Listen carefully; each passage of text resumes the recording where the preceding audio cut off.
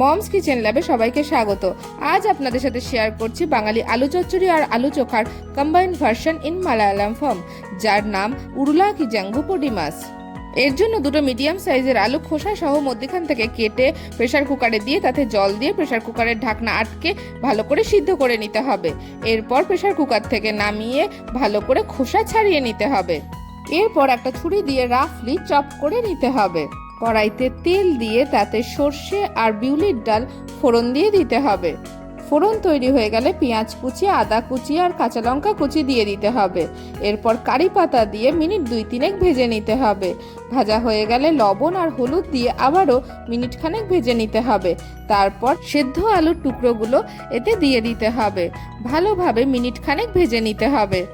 এরপর অল্প জল দিয়ে ভালো করে মিশিয়ে ঢাকনা চাপা দিয়ে মিনিট 2 রেখে দিতে হবে।